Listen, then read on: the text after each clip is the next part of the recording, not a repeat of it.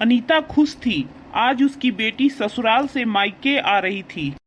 ओ बहू, खाने में बढ़िया बढ़िया पकवान बनाओ, आज मेरी बेटी आने वाली है। जी माँ जी। घर की साफ सफाई भी जल्दी से करो, कभी भी मेरी बेटी आती होगी, जल्दी जल्दी अपना हाथ चला। खुशी में वह क्या बोले जा रही थी उसे खुद ही पता नहीं था। उधर उसकी बेटी भी आ जाती है। माँ, मैं आ गई। अरे मेरी बेटी, आओ आओ, कितनी दुबली हो गई है, खुश तो हो ना। माँ, पहले कुछ खिलाओ पिलाओ, बात तो बाद में भी करूँगी। अरे हाँ हाँ, ओ बहू, खाना ले आओ, देख तेरी ननद आ गई। हाँ हाँ, ला रही हूँ माँ जी। बहू घुसते ही बोली, प्रणाम दीदी। खुश रहो, बताओ क्या क्या बनाया है खाना में। अरे बहुत कुछ है, आप खाइए ना। तभी उसका बेटा आ जाता है और आते ही, अरे दीदी, तुम आ गई। हाँ रे बाबू, कैसा है। हाँ, ठीक हूँ। फिर सभी मिलकर खाना खाते हैं, बातचीत होती है और फिर सभी सोने चले जाते हैं। इसी तरह दिन बीतता है, महीना बीतने लगता है और अब स्थिति यह आ जाती है कि ननद भौजाई में अक्सर लड़ाई होने लगती है। बेचारी बहू अकेले पड़ जाती है, जिस कारण उसे ही सब कुछ सुनना पड़ता है। घर की परेशानियां उसके दिमाग में उथल पुथल मचा रही थी। यही सब सोचते सोचते वह बगीचे में आकर एक पेड़ के नीचे बैठ गई। तभी उसकी माँ का फोन आ जाता है। हेलो। क्या हुआ बेटा, तेरी आवाज अच्छी नहीं लग रही है। क्या बोलूँ माँ, पहले तो सब अच्छा था, लेकिन जब से मेरी ननद आई है तब से ना सास और ना तो तेरे दामाद मुझसे अच्छे से बात करते हैं। हर दिन कुछ न कुछ बात लेकर ननद मुझसे लड़ाई करते रहती है। अरे बेटी, तेरी सास और दामाद जी अच्छे हैं, यह सब तेरी ननद की वजह से हो रहा है। तू उसे ही किसी तरह वापस उसकी ससुराल भेज दे। हाँ माँ, तुम ठीक ही कह रही हो। ठीक है माँ, रखती हूँ। रात में बहू अपने पति से कहती है, अजी सुनते हो, हाँ, क्या है, बोलो। आज जब मैं सब्जी लाने बाजार गई थी तब जो पड़ोसन है ना, वह आपस में बातें कर रही थी। क्या बातें कर रही थी? वो दीदी के बारे में बातें कर रही थी। दीदी के बारे में? दीदी के बारे में क्या बोल रही थी? यही कि कब से आई है, क्या ससुराल वाले निकाल दिए हैं, इससे तो हमारी बदनामी हो जाएगी। क्या आप चाहते हैं कि हमारे खानदान की बदनामी हो? नहीं नहीं, ऐसा नहीं होगा। मैं कुछ न कुछ उपाय लगाकर दीदी को ससुराल भेजता हूँ। दूसरे दिन बेटा अपनी माँ से जाकर कहता है, माँ, दीदी को अब अपनी ससुराल जाना चाहिए। क्यों रे, मेरी बेटी तुझको खटकती है?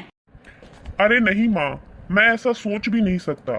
वो तो कल मैं ऑफिस से घर पास पहुंचा तो पड़ोसियों को आपस में बातें करते सुना कि क्या इनकी बेटी को ससुराल वाले छोड़ दिए हैं। सोचो, ऐसी बातें फैलने लगी तो हमारी खानदान की कितनी बदनामी होगी। हाँ बाबू, तुम ठीक कह रहे हो। तुम ऐसा करो कि दामाद जी से बातें करो।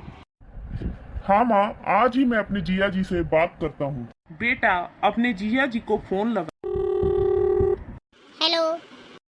हाँ जिया जी, मैं बोल रहा हूँ। हाँ हाँ, बोलिए साले साहब। क्या बात है जिया जी, दीदी से कुछ लड़ाई हो गया है क्या?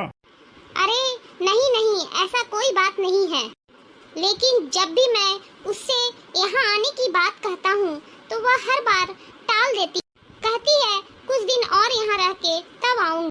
फिर बेटा आस पड़ोस की हो रही बातें अपने जिया जी को बतलाता है। अरे साले साहब, अब आप ही कोई उपाय करो और अपनी दीदी को यहाँ भेज। ठीक है जिया जी, मैं कोई उपाय निकालता हूँ, लेकिन आप उसमें पूरा सहयोग कीजिएगा। हाँ हाँ, यह भी कोई बोलने की बात है। दूसरे दिन सुबह ही फोन की घंटी घनघना उठती। हेलो, कौन बोल रहा है? हम बोल रहे हैं, नहीं पहचाने क्या? अरे समधन जी, नमस्ते नमस्ते, कैसे हैं? हम ठीक हैं। थोड़ा अपनी बेटी से बात कराइए। हाँ हाँ, अभी कराती हूँ। अरे बेटी, तेरी सास का फोन आया है। हाँ, आती हूँ माँ।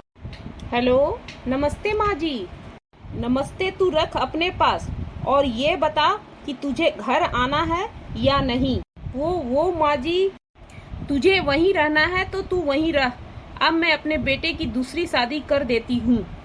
यह कहकर उसकी सास फोन काट देती है। इधर परेशान होकर वह अपने पति को फोन लगा।